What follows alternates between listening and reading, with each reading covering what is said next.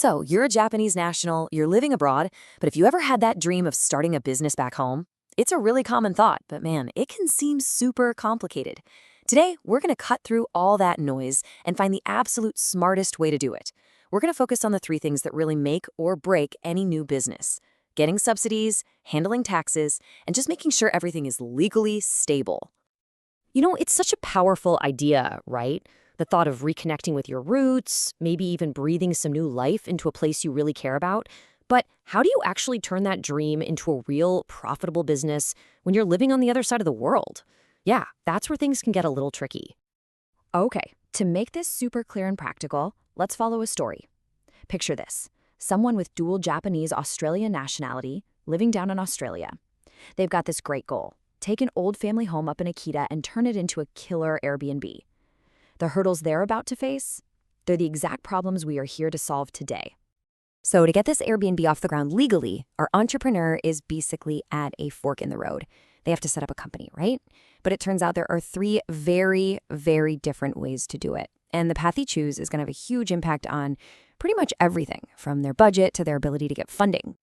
All right, so here are the three main ways you can slice this. Option one, they can use their Japanese nationality and set up a standard Japanese company.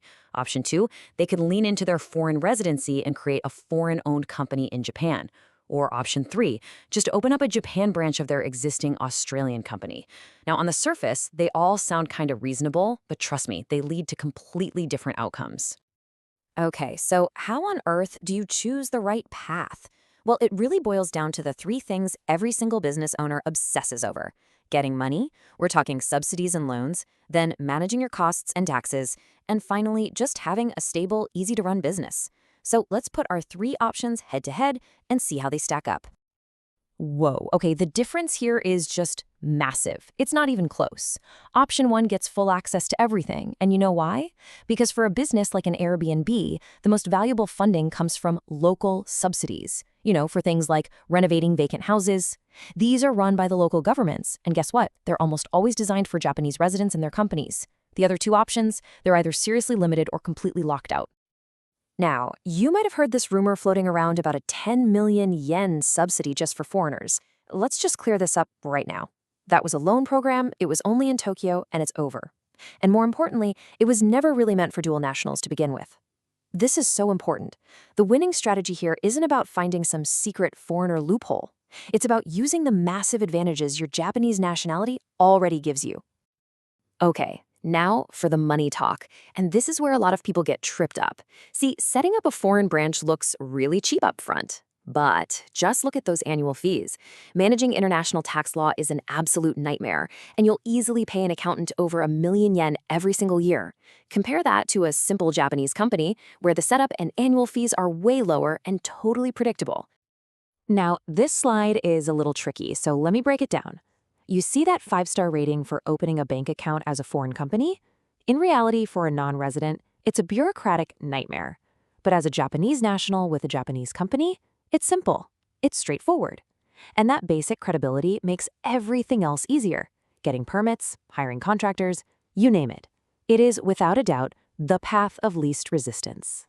So after weighing the subsidies, the costs, and the day-to-day hassles, the evidence is pointing to one single, clear winning strategy.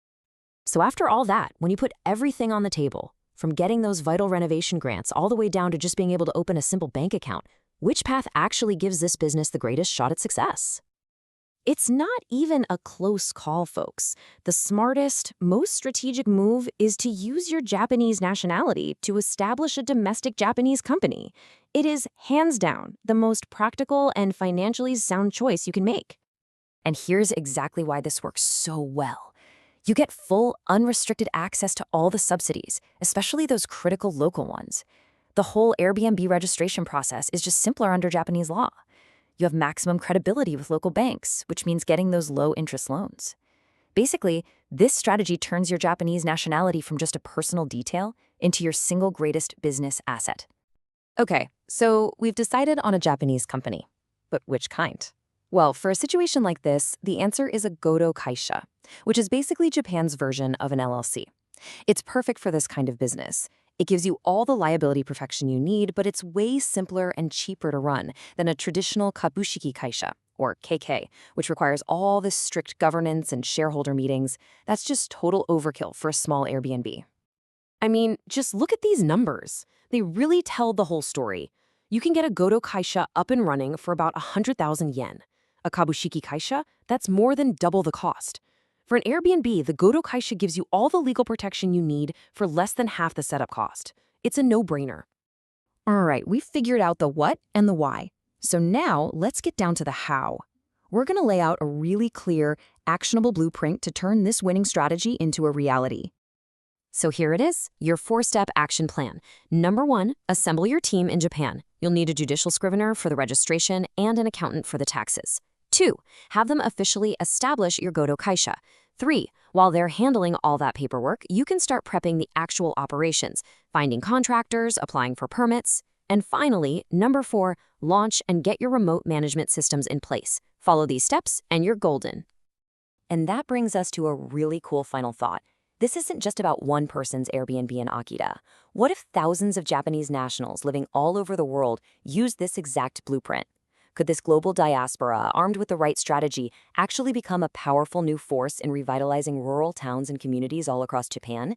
It's a pretty amazing idea to think about.